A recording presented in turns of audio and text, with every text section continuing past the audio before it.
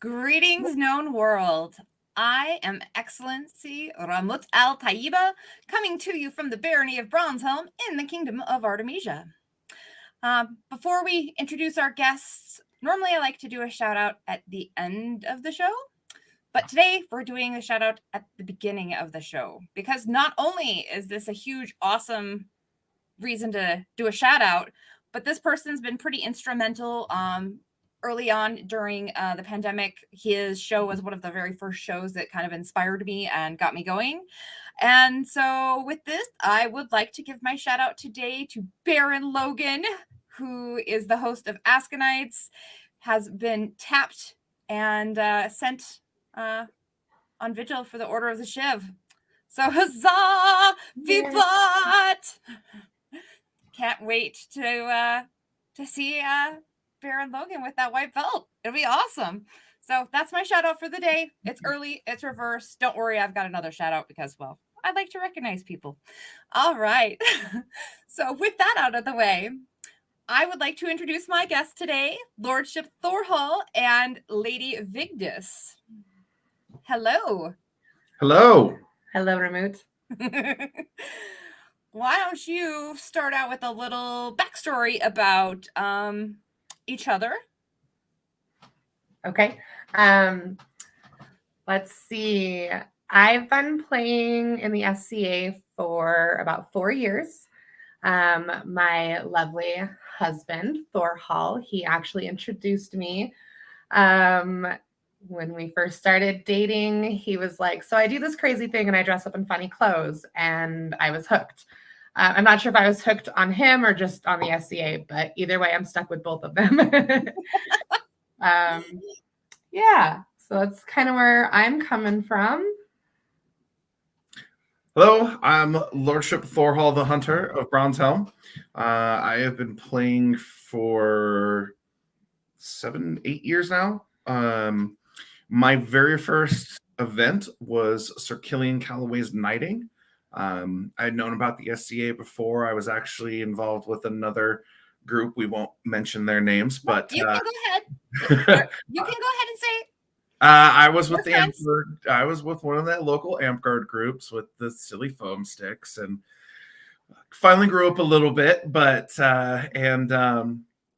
went to my, like I said, Killian's Knighting, and haven't stopped since. So here we are.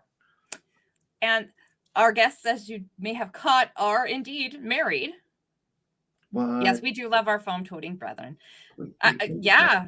When did that happen? Oh, geez. I don't know. They maybe wear a dress and, like, I know, some sandals. But you looked stunning, so. Well, not as stunning as both of you, but that was the point of your wedding, not mine. Kind of.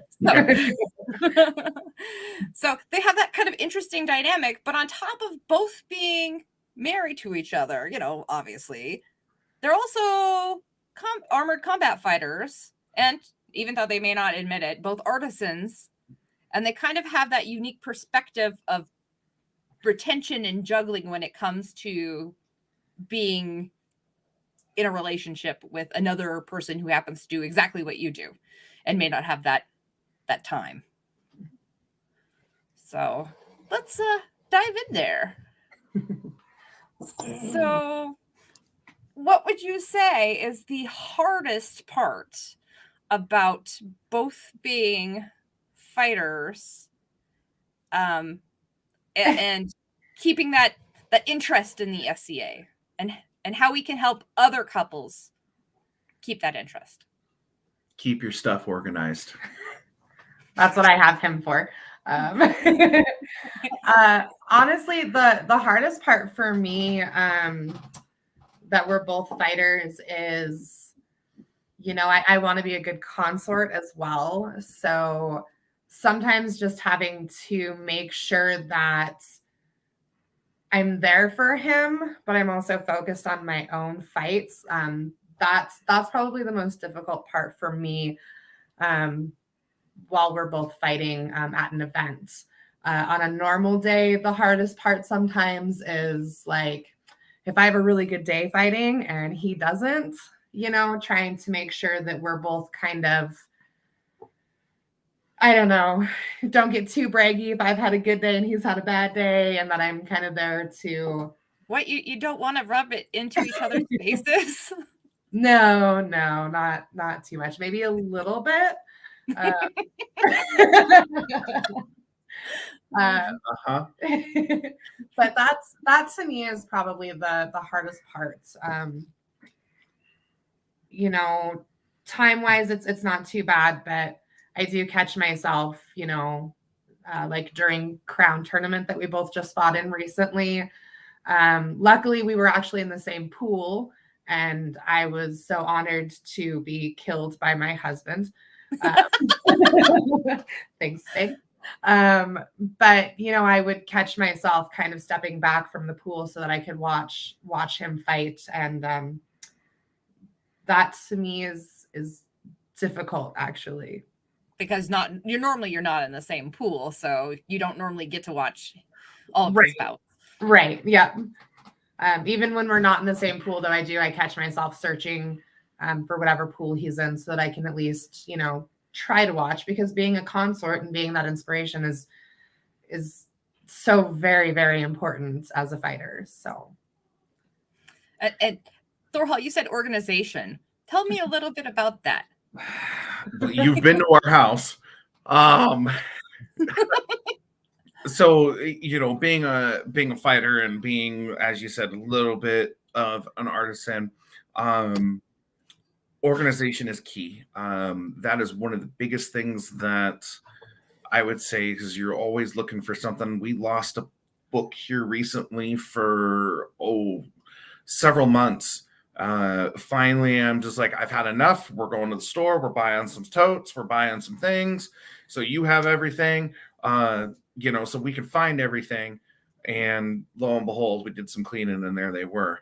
The other thing as far as organization is, since we are both armored fighters, trying to organize both of our armors, both sets of armors, trying to organize armor repairs for both sets. I mean, sometimes, since she makes the pretty things, I make the things. So some days it becomes a challenge. Like, I mean, we spoke a little earlier about fighter practice today at our local group, and I mean, the back of my car just exploded in armor. It looks like somebody just walked up, opened the hatch, and went bah with armor, and then closed it real quick and walked away. And I wasn't even there. And usually I'm the one who I get off the field, and I've got a gauntlet over there, and my sword's over there, and an arm and a leg, and you can tell the path that I took to get back to the armor bag usually.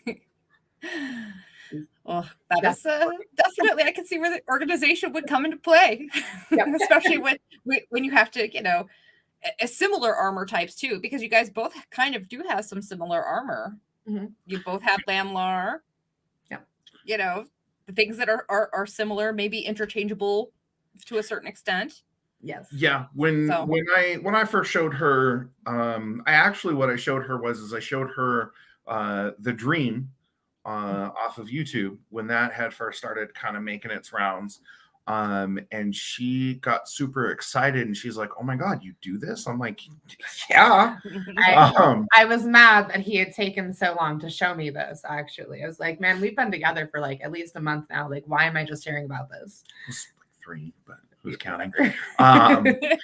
So I took her to her very first practice. She watched us beat and bang on each other and try and club each other like baby seals. And she was just like, "Oh my God, this is the coolest thing ever. I want to do this." It's like, "Okay, well, we can do it." And she's like, "No, you don't understand. Like, I want to get in armor, and I want to do this." And I'm like, "Okay, well, we will get you in armor." A couple weeks later, I threw together an armor or a chest plate for her, said, "Here's this, here are some loner legs." We went down to Home Depot and we bought some just stock steel that we could cut up. I had some scrap leather laying around. Somebody gave her some elbows, and then she got a helmet from Duke Damon. that she eventually bought from him, and like 4 weeks later, she was on the field in armor. Oh, yeah. I was blessed. I know, obviously, both these guys, but they're my family. But because I know both of them, and Lady Vigdis had an interesting experience, and yes, Simon, there is definitely love there. Aw, love.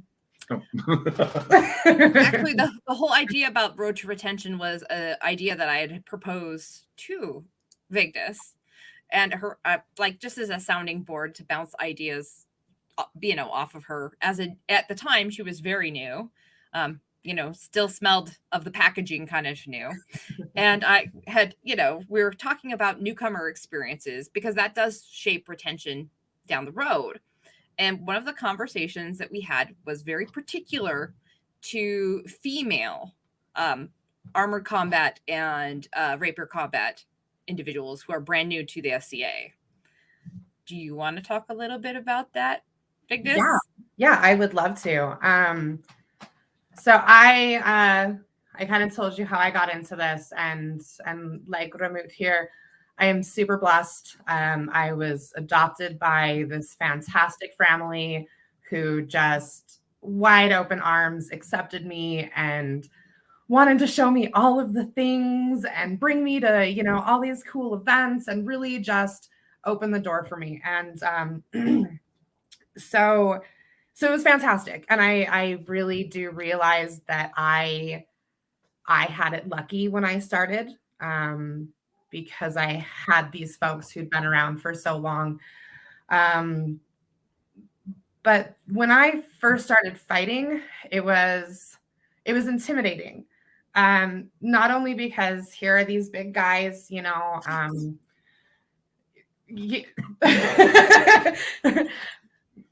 chunky, just big, these big guys who are in this heavy gear and they're walking around and, clomping around and they're laughing. And like, I'm not a tiny girl by any means, but let me tell you what, the first time I was in armor was intimidating. Actually, when I first got in my, he knows what story's coming now. When I got in my very first loner gear, everything was too big. It was uncomfortable. It was unwieldy. I fought one of our knights, Sir Killian Calloway, who actually took me as a man-at-arms several months later, and I'm now his squire. But he was the very first person I ever fought. And I remember just squaring up to him. I'm like, okay, let's do this. Let's do this. And he took about 2 steps and kind of motioned. And I said, ow, and ran away. Okay. Didn't even swing. And I'm screaming ow and running away. I'm laughing my fool butt off. So that was my very first time in armor. Now that the whole world knows that, you're welcome. But I just remember, kind of after that, I remember people wanting to be so helpful. They wanted to come and tell me how to throw a shot and how to do this. And when I went to my first event in armor, it was kind of the same thing. There was just more people there to help that, which is great. And I'm not trying to dissuade them from helping because it was so nice. But you get 17 people in your head going, no, you have to hold it like this, and you have to do this, and you have to do this, and your footwork. And then if you do this really cool thing, you can hit them really hard. And I'm like a week in armor, and that is way above my pay grade, sir. I appreciate the help. And it's more than once. Like, it's all at once. Yes. Not one at a time. No. Yes. Yep. And that's something as a female fighter that I don't see a lot that happens with male fighters. And I'm not saying that male fighters don't get the help that they need, because they absolutely do. But I've myself experienced, and I've seen other females come and join the field, and it's like a swarm. new toy, gotta help her, gotta make sure she has the right mechanics, gotta blah, blah, blah, blah, blah, blah, blah, gotta talk about how our game is so awesome and yada, yada, yada. And not really letting you just have fun. Yes. The first few events and even practices were very overwhelming. Like I never once thought about not fighting in all of that time, but I definitely am not the type of person that is going to tell someone, especially like a knight, if a knight comes up to me and starts spewing off information, even if I'm brand new or whatever, I'm not going to just not listen to them. That's not who I am as a person. Respect is a huge thing for me. So I want to give them the respect that they're due. But now that I've progressed a little bit, it's definitely, I've definitely learned that it's okay to tell them that I'm out of spoons. I've reached my max capacity. I kind of defer to my knight and my grand knight quite a bit, where I go, hey, can you please remember what Duke Timur told me, because I'm not going to remember it because I'm out of spoons today. And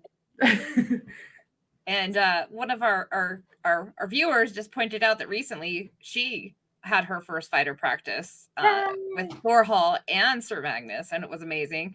And this is Thora. She is in Sol Rosa, which is a group that's up and coming, trying to get things started in their area. So and I'm so sorry that I wasn't there. I was have been kind of sick the last few weeks, and then I've had to work, so I haven't even picked up my shield and my stick since Crown. So I promise I'll be there next week and we can play if you're there. So Thorhall, and I know that early in the game, obviously Shine was just your girlfriend. I mean, Vigdis, sorry, was just your girlfriend. How did you feel knowing? I mean, you could see what was going on when everybody was kind of giving her way too much, too fast, at the same time. It was definitely hard because, I wanted to always add my 2 cents in as a fighter and also as her, amazing consort. And it's exhausting at times too. But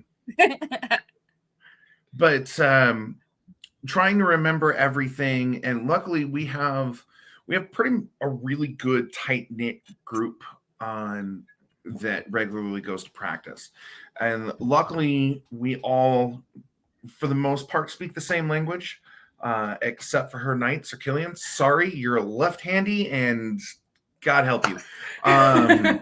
Well, so he may be a left-handy, but he's not the only left-handy in your barony. He's not.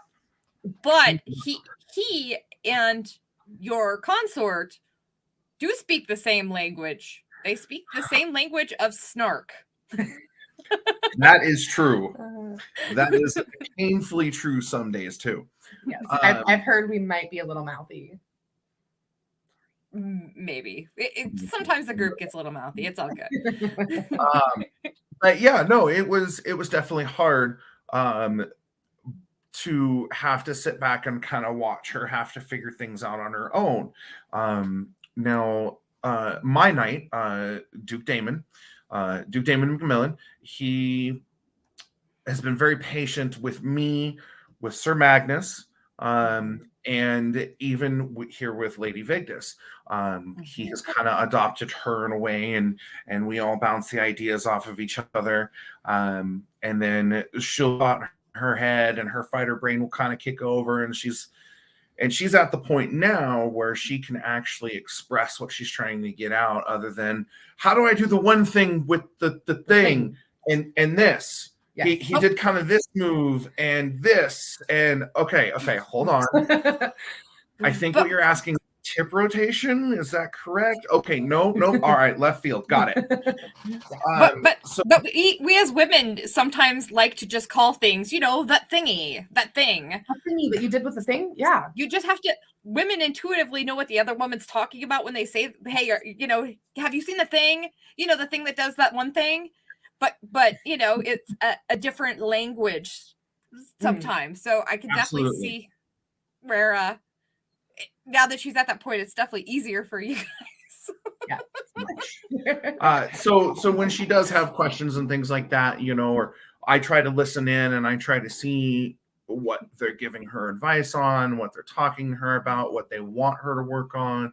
And then we come home and she asks me questions and we go out to the Pell and okay, real slow, try this. Okay, now bring it and then try this, or, bring it down this way, or however. We tend to be soundboards.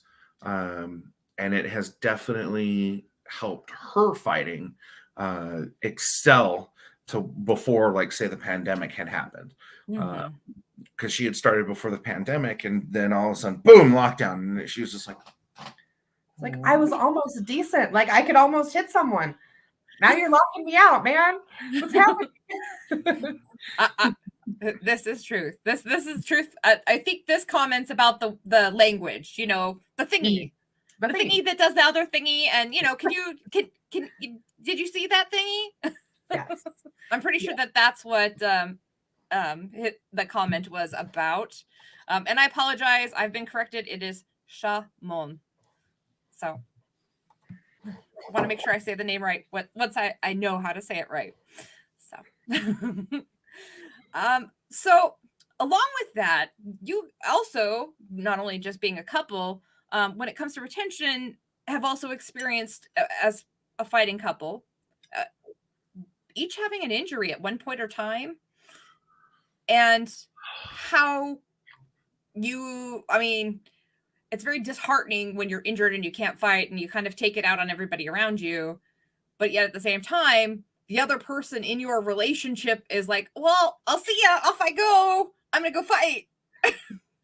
I'm going to take the lead on this one because it actually, so we were just talking about, I was finally, feeling a little bit myself while I was fighting, and then the lockdown happened. Well, last May, actually the day right before my 30th birthday, we decided to just kind of do a little backyard thing. So I'm in armor and I go, to go do my first pass. And it's been months since I've done this. And I'm like, okay. And wait, who was it against though? It was against Sir Magnus. I still think he was being a bully. It's true. Just saying. It's true. I don't think he was being a bully. No, he was not. He is a good guy. We love him. We both threw a couple shots, nothing about it. I happened to take a step backwards. As I was throwing a shot, I ended up dislocating my knee. Thankfully, it was a temporary dislocation. It relocated immediately. With that, I bruised my femur, my patella, and tore the retinaculum. Best case scenario, dislocating your knee. That's what happened to me. However, it took me a long time to get back into armor. I actually just got back into armor for the first time in January since last May. The end of January is when I first got back into it. And it was hard.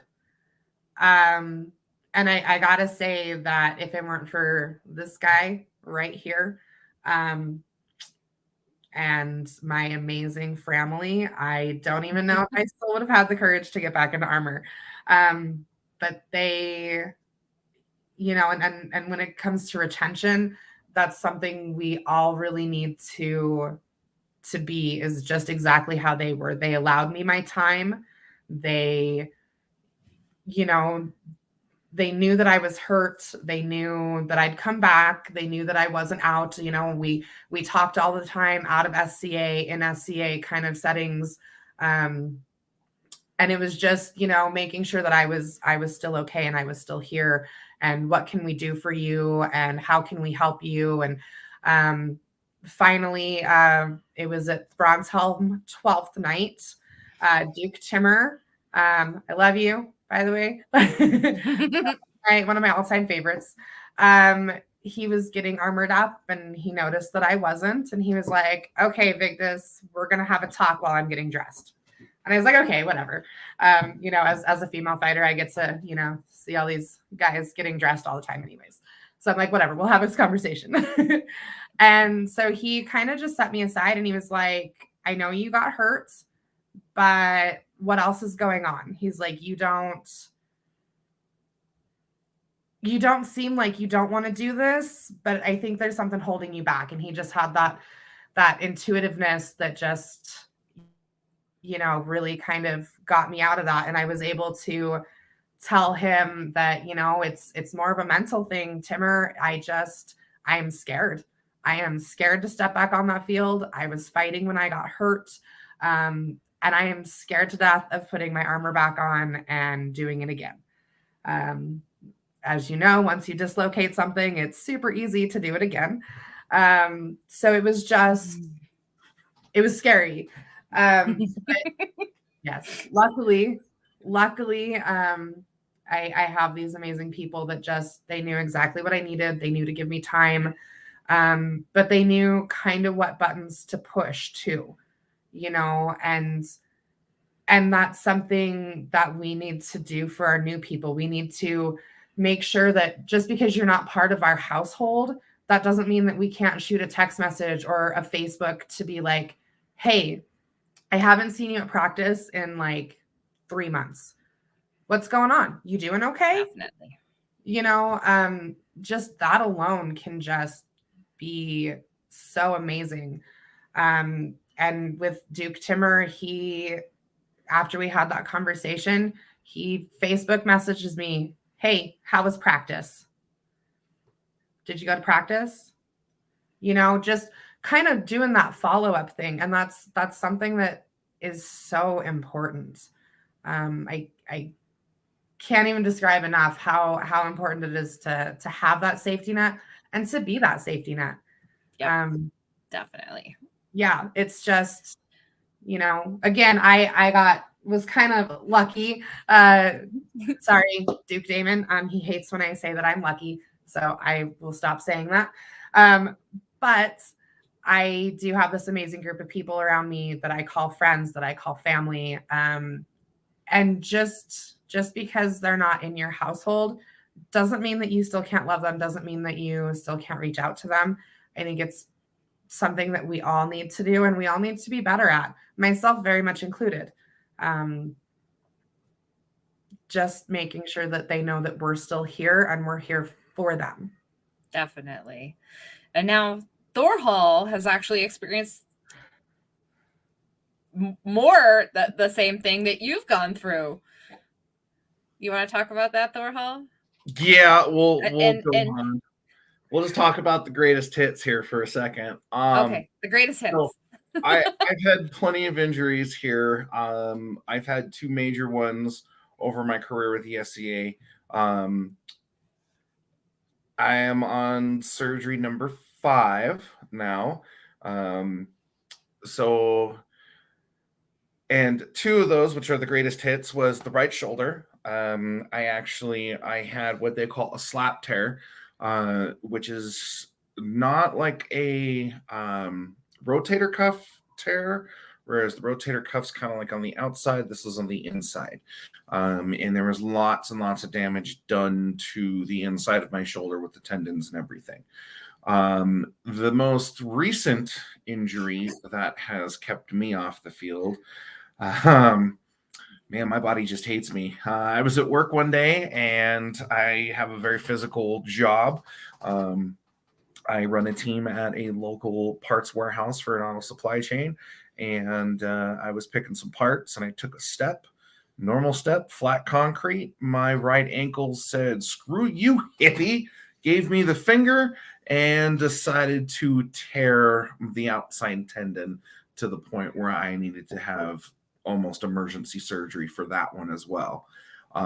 So it's either go big or go home, I guess. I mean, if you want to just say that it's that, but you know, I mean, you know, if you want to collect deck screws from body parts, I mean, that's your prerogative. It gets kind of expensive. The company paid for that one. We're good there. But yeah, so I have just gotten back onto the field. and have been getting back into the full swing of things, trying to have to relearn how to move again. I have to currently fight with an ankle brace on, and there's days where the uneven ground is still not my friend, and then there's days where it's just trying to pivot or change my position. Thanks to your lovely husband and consort, Sir Magnus, who likes to play that cardio game and make me run in circles, and I hate him for it. I'm sorry. I love him. I mean, I know you guys do. God. Sometimes I'm like, well, maybe I'm gonna have to steal Cheyenne because you keep stealing Magnus. So yeah, but I only steal him because I want to hit him. I mean, so, but no, so trying to work through that. And you had asked a question earlier in the show about how it's hard to deal with an injury and watch the other actually Sir Magnus's knighting at which was coronation for Artemisia. It was in Butte, right? No, where was it? Yeah, Butte, Montana. Butte, Montana. At that point, I was up and mobile. I could have a shoe on. I didn't have the ugly boot, and I didn't have a cast or anything. And I didn't need crutches at the time. So I was able to walk around. My God, I wanted to fight. I wanted to fight so bad. But I still had the screws in my ankle, and they were actually coming out in just like 3 or 4 days after the event. And it was just, I want to fight. I want to fight. I want to fight. I want to fight. And just watching, standing on the sidelines and watching and standing with my knight and watching your consort fight. Oh yeah, it was tough. It's just like, I want to fight, I want to fight, I want to fight, I want to fight. Why are you doing that? Stop doing that. Stop doing that. Okay. This is who you're gonna fight next. Okay, look at for this, try this, counter with this, do this. Like, I'm out there fighting the fight for her, and I'm just blah at her, and she's like, okay. I'm like, okay. I'm like, I'm gonna go out there and I'm just gonna try to hit them because you're saying a lot of stuff right now, and that's great. There's these words coming out of your mouth, so I'm gonna go have fun, and maybe I'll listen to your words, and maybe not. Yeah, we'll see. We'll play it by ear when we get out there. Okay. Yeah, but and it's always hard when you're like, even when she went back into armor, and I would go to our practices. I've got my cast on, I had crutches, and then I was in the walking boot, and I was just sitting there, and it was just like, okay. And I'm just like, oh man, this is not fun anymore. Like, and then this one's just blah blah blah blah blah blah blah blah. This happened in practice. I want new armor. I want this, and it's just like, and that's where, that very beginning conversation we had, where it's like, organization and trying not to rub it in your significant other's face, but sometimes when you have a really good practice, it's really hard because you're like, man, I totally learned this new thing and I got Duke Damon with it on my first try and I'm awesome and win conditions set for the day. And he's just over there like, I'm going to hit you with a stick. So as a couple who also, participates in the martial aspect of the SCA. And, you're each going to have moments, regardless on what path in the SCA you're on, where, the other person seems to be doing better or has that moment where they did something awesome that you haven't done. How? Oh, you mean like somebody is going to throw me under the bus? I am going to throw her under the bus.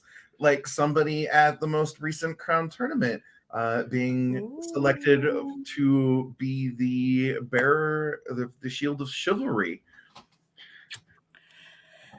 He did it. Yeah. So for everybody watching, in Artemisia, every time there is a Crown tournament, it is the prerogative and decision of the Crown being consulted by Ladies of the Rose to determine which fighter was the most chivalrous, what fighter was the most composed, carried themselves in a manner befitting kind of the hopes and dreams of the SCA. And Lady Vigdis was selected by the Ladies of the Rose, all the former queens of Artemisia, and is now the bearer of the Shield of Chivalry for the next, 5 months, because you've already had it almost a month. I have. Yeah. Yeah, they kind of made me ugly cry a little bit. Well, I think it made a lot of people ugly cry. See, look, Cal, huzza'd you. Thank you.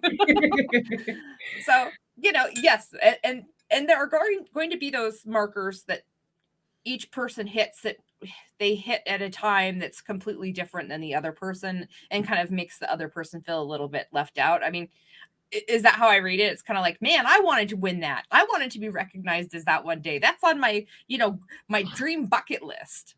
It is on the list of things that would be really awesome to get and receive.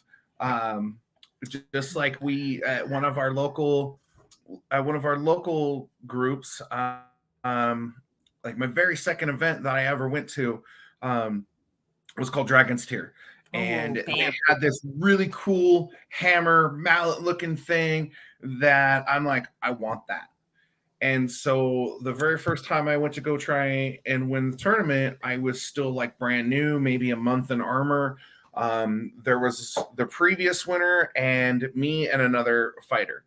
And I unfortunately just was not experienced enough at that point to know certain things, and lost it on a bad stab, thinking the stab was good, dropped my defenses, whack. Ooh, okay. And then missed out on it a couple more times. Then here just before the pandemic, went and had an epic battle with Sir Till for it there at the end. We just were going back and forth, double kill. Okay. And he he bested me, as the majority of the knights do. That white belt of power, man, I tell you. Yeah, right? It's like that little Mighty Morphin Power Ranger thing where you're like, Right? Yeah. So was it last year or the year before, Sir Magnus? last year, it's up in my bedroom. Yeah. I have to. What's he doing up in there? What's You don't want to happening? know. No, that's where we keep our SCA stuff, like our SCA regalia. And so, like, it's a safe place where the dogs won't get to it, the kids won't get to it, just safe. Yeah. So I get the dubious honor of transporting that to Dragon's Tear this summer, because Sir Magnus Stonesetter will be, along with several other of our amazing SCA Kingdom of Artemisia players, down at a Spartan race. So I get to deliver it and find a proxy to do his tournament, because he was supposed to run the tournament. So I have to find a proxy to run his tournament. Yeah, because he's going to come back home with me. So just saying. That's what I'm expecting. So I guess we're carpooling. You'll have to get through me first. Okay. So that brings show you what it's actually really like to both be fighters and both competitive and mouthy. So that brings up the next part, in retention. So a good amount of competition is definitely healthy. An extreme would be definitely devastating. How do you guys find a balance between, friendly competition and, I got to draw the line and stop. I'm getting carried away. I'll answer this one. Okay. Early on, when we both got into armor and we started talking about tournaments and meeting each other on the field and everything, we actually made a deal and a promise to each other that when we are on the field, no matter what happens, whether if we end up fighting each other and I just kill her or she kills me or however, sniping in the face like a jerk. horror when I sniped you in the face like a jerk. But we made the promise that no matter what happens out on the field, it stays out on the field. And we have had a few times where even in practice where we're just like, what are you doing? And the drive home was actually quite a quiet one. And once we kind of stopped stewing about it, we talked about it, and we were done with it. And that really has been a very huge success as to, okay, well, why are you doing things like this way? Or why did you hit me like that? Or why did you totally blow that shot off? Things like that. So early on, we made the decision that no matter what happened between our fights on the field or however else, it would not carry on past that. Gotcha. I'm going to interject just a little bit on this one. Go for it. Because that actually it has worked wonders. There's, like you said, sometimes the car ride's a little bit slow, but it's more like a contemplative quiet.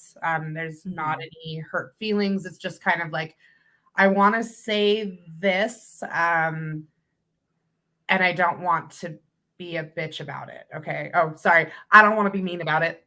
Okay, I'll throw that back up. Throw it banner. Sorry. So it really has worked wonders. One thing again about being a female fighter, I have a lot of emotions. I'm not saying that men don't, because I know for a fact they do. You can look at me like that all you want, buddy, but but there's there's books about it, and there's all this stuff, and it's the lizard brain, and I will tell you that I find that my lizard brain actually goes into overdrive when I fight him. Usually I will save him till last to fight, because I know that somewhere in there I'm going to get in my headspace. I just know it. There's been research done. He's supposed to be my safe space, blah, blah, blah, blah, blah, adrenaline, blah, blah, blah, blah, blah, the whole thing.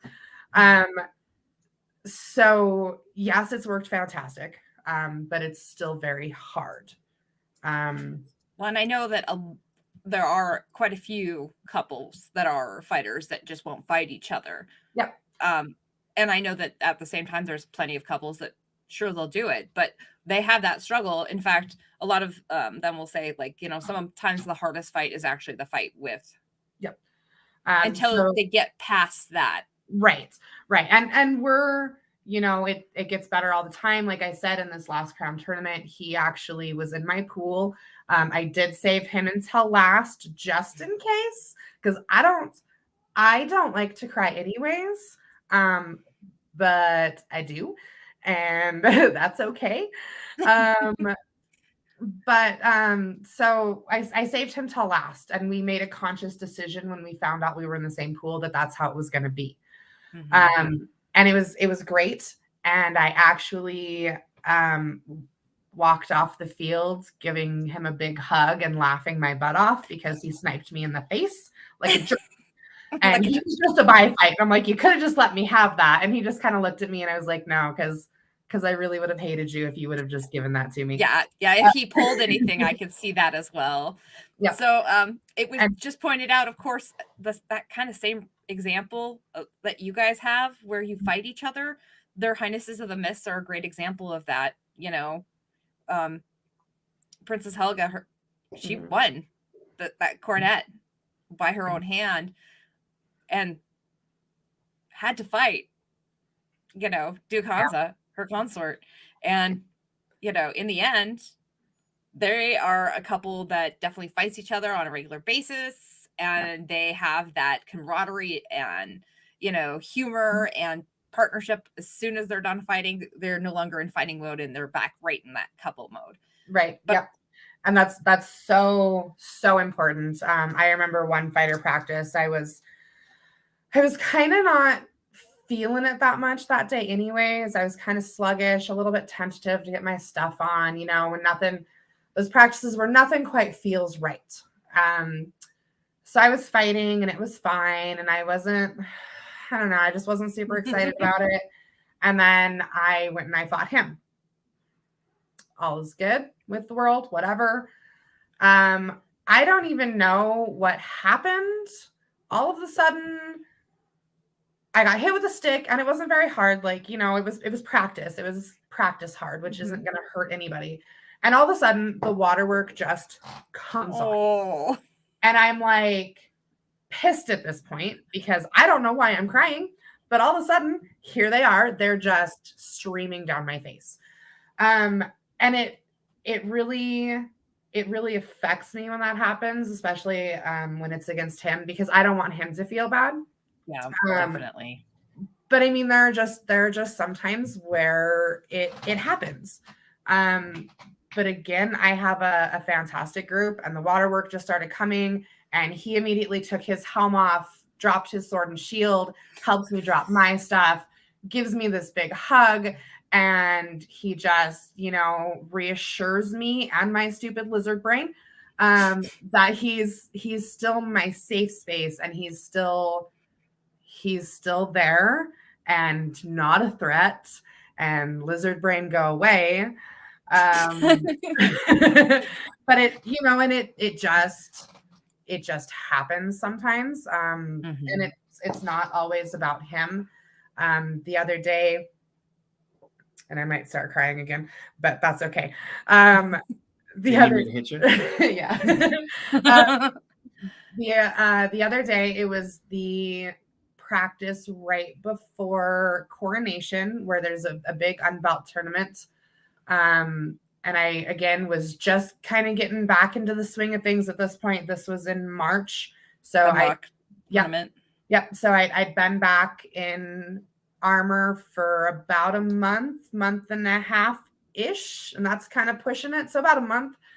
And I don't know what I did, but all of a sudden my back started to hurt. And I was so mad, and I kept fighting anyways because I'm stubborn, and that doesn't help anything because my back hurt. And then, you know, it really, really hurt. Stop it, you. So I know. So I, you know, kind of walked around trying to walk it off, trying to stretch it out. And again, all of a sudden the tears start happening. So I see myself outside. No one else is out there. I'm just going to go, and I'm going to have myself a little cry, and I'm going to let my back be angry. And then I'm going to go in there, and I'm probably going to take my armor off because at this point I'm mad and I'm crying and I hurt really bad. So where this kind of comes into retention, it is so important, especially for a female fighter, to have that understanding that that's going to happen. Because I promise, I personally think I'm the most badass person in the world. And like I said, I don't ever cry, and I'm really tough and I'm really strong. I can do it myself, and I don't cry, and it's gonna happen. I honestly, like, if you don't cry, good on you. I think that's fantastic. But I think for the most part, I think every single one of us female fighters is going to cry at some point. And male fighters too, even. And male fighters, absolutely. It is completely acceptable to have an emotional reaction to either physical, mental, or emotional stimuli. Yep. It's okay. Huge. Exactly. And that's why it's so important to have that group of people that kind of know how to help you through that. So that day, Thorhall was not at that practice. It was actually a pretty small practice. My knight wasn't there. My grand knight was, though. He's going to beat me, by the way. I've called him grand knight 3 times now. You're kind of I'm kidding. But he gave me a couple minutes, and he came outside, and he looked at me, and he just kind of looked at me, and then I started sobbing. And I looked at him, and I was like, I just want to fight. I was like, I want to fight so bad, and my back hurts, and I'm pissed, and I fucking hate this. And I just want to fight. And he wraps me in this big bear hug and just lets me sob in the most uncomfortable way ever because he had his lamellars still on and it was poking in my face. I hated it. But he was there. And so the fantastic group of people that I have around me, we've kind of delved into that, and we've had enough emotions of all sorts from all of us that we know how to interact with those emotions with each other.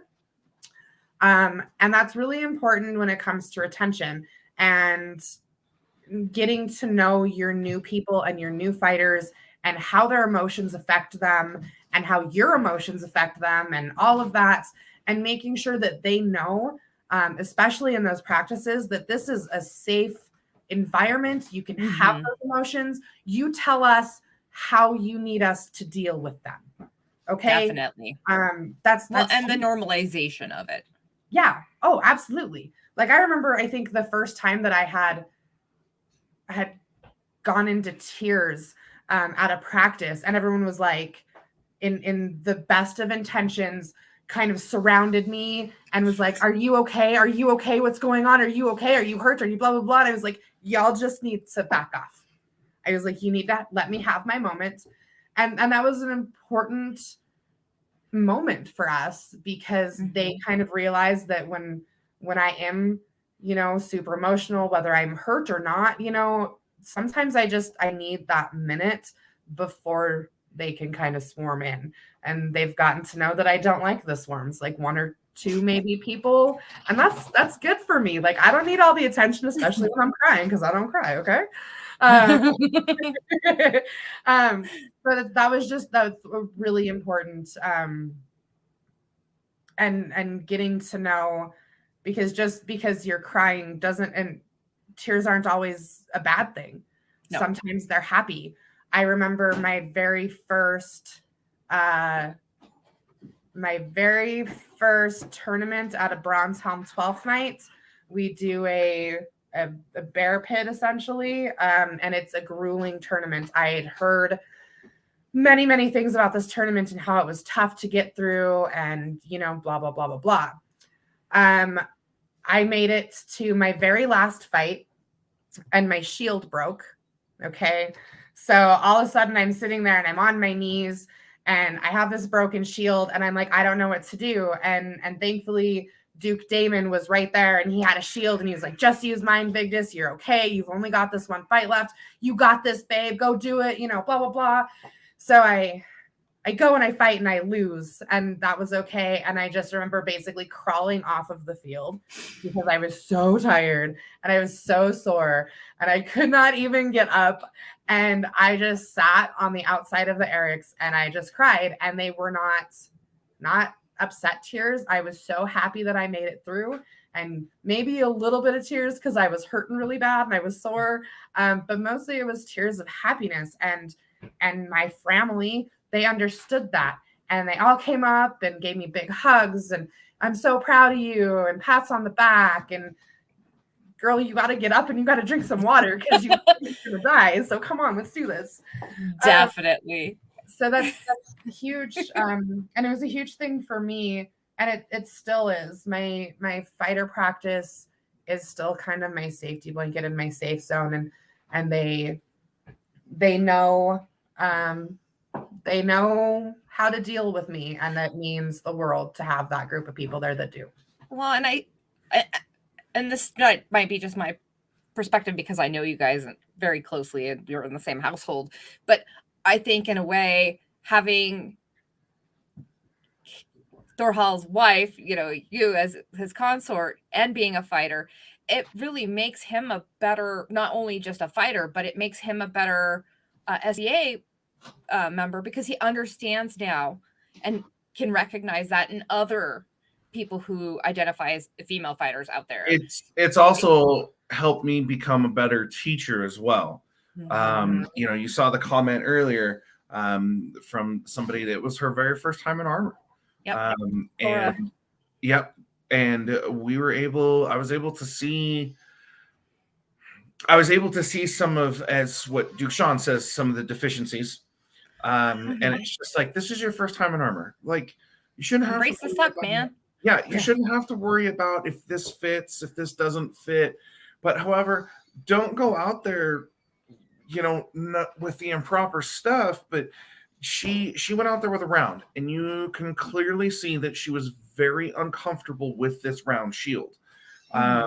And watching her fight some other people, they went out there with the intent of, oh, hey, we're gonna fight. You can't do that with a brand new person. You have to use the baby kid gloves. The whole goal is to let them swing. You can prove to them that you can kill them right off the bat and as quickly and as easily as you want. But at the same time, you want them to swing. You want them to enjoy it. You want them to be able to come back. Getting hit in the head unmercifully is not how we keep fighters. It's not. Right. And it hurts and it's scary. And that's what was happening with her in this round shield is that you could clearly see she didn't know what to do. She didn't know how to block with it. She didn't know. And nobody was actually saying, oh, try this or try this. A couple of people were saying, oh, no, you need to do it this way. And it's just like, hold on, stop. Before we fight, I yelled out to somebody to actually grab her shield, which we just got set up. Yep.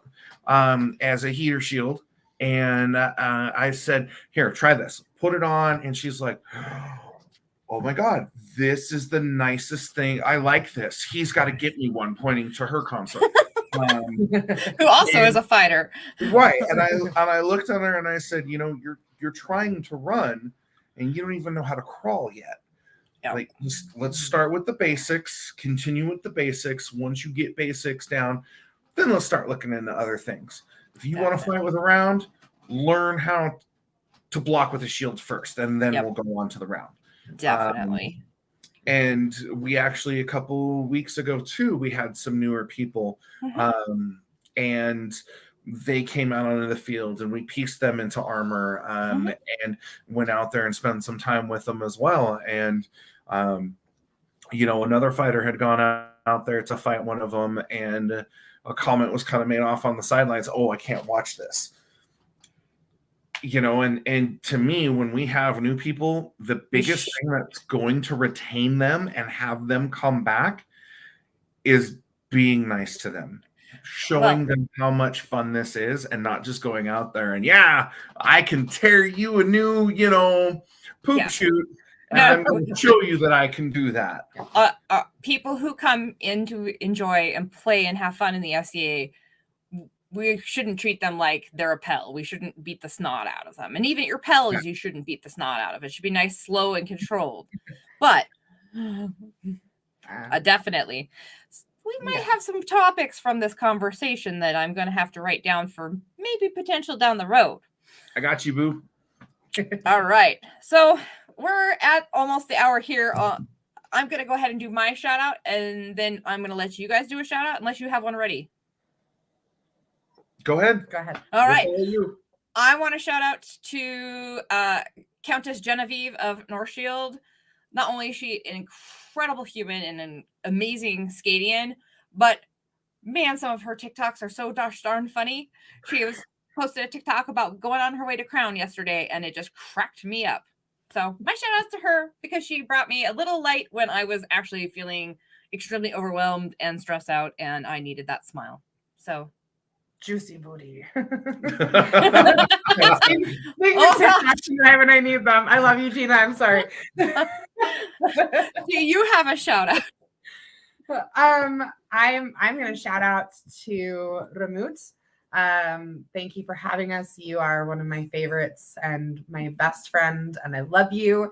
And I'm really glad that we could have this conversation today. And hopefully we've been helpful to you and to those watching about retention. Aww. Why are you trying to make me cry? I don't want to ugly cry. Even though Aslak says ugly crying is a good crying, it's a good thing. You don't want to see my ugly cry. My nose turns red like Rudolph. It's bad. I still think you're cute when you ugly cry. Plus, it's kind of fun to break the remote. Yeah, I guess that's true. You can't break her on her own show. Yeah, that would be rude. I mean, it's happened, but Yeah. Still. So I got two. One's kind of a shout out and one's kind of a call out. We've never had a call out on the show. It's a night of firsts, I guess. Oh shoot. my first shout out is I want to shout out to all of my family and my friends here in Artemisia. You guys truly all inspire me to be better every day. And you guys, without you guys, I would truly not have this dream that I have. The second, which, like I said, call out. I hear there is a pretty big event coming up for Artemisia called Uprising. Well, me personally, I have yet to been to an Uprising.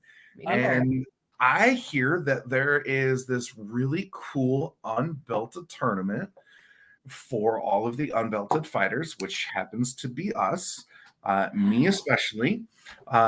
So if you are an unbelted fighter for Artemisia or any of the known world, please come down, seek me out. Let's have a fight. Let's dance. Woohoo! Congratulations. I like that shout out or call out. All right. Taco Cat. It says Uprising is lit. It is lit. Love Uprising. Well, we're very excited to be there. And like you said, come fight us. We love it. Definitely. All right. Coming up next on KK Productions, we have 3 former fat guys on 5/19, the premiere episode. Yeah, I know one of those former fat guys. I know a couple of them. They're kind of all awesome. And then coming up on 5/22 with Coffee with Cal, Small Pond with, once again, a couple awesome guys that I know. Some I've hung out with more than others, but still, they're awesome. And then coming up on 5/23 for a look inside youth with Isgareth, we have the Honorable Lady Adelaide Sarsfield, and they're going to talk about the YAFA program, which is a program that is incredible, but it definitely has room for improvement, and I can't wait to hear what is discussed. And then we have a new show on 5/29, Rekindling the Magic, with Master Aslak the Awful, who I swear is absolutely anything but awful. He's pretty incredible. And Baron Hightower creating ambiance, which Baron Hightower definitely excels at. So that should be great. And then unfortunately for you guys, you get a break from Rahmut and from Cal, because on 5/29, Rahmut is going to be at Artemisian Kingdom Arts and Science Carnival. Yeah, I hear you're going to that too. I am. What? Yay. Yeah. Yay, Kingdom competitions. We're going to be taking classes on Sunday, so we'll be unavailable. And Cal is, I think, going to be at a crown tournament. Pretty sure that's what's up.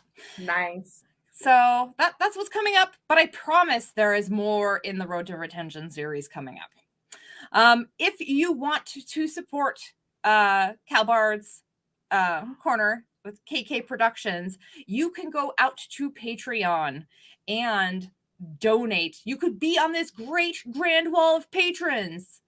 Patreon.com/KK Productions. If you are like myself and love stickers, or maybe sheets, because there's bed sheets, you can buy stickers on Redbubble by searching KK Productions. You can get that. We're all trauma onions. These spite sprinkles do nightly things. Sprinkles. I need that for work. I have that one. It's very pretty. And of course, if you want to see what Cal's up to lately, you could check him out on TikTok at Kal-bardr. Or if you want to see what I'm up to, you can check me out at Gina Kits. And I am in the works of trying to separate my social profiles. So just FYI, if you're trying to reach me for any reason. So that may change. You may see a different profile for Rahmut and for Gina. All right. Thank you guys for being my guests tonight. It's been an honor and a privilege, as always. I love you. Love you. Thank you, everyone. Have a wonderful evening, morning, afternoon, whatever time it happens to be in the future or in the past. We love you. Good night, everyone.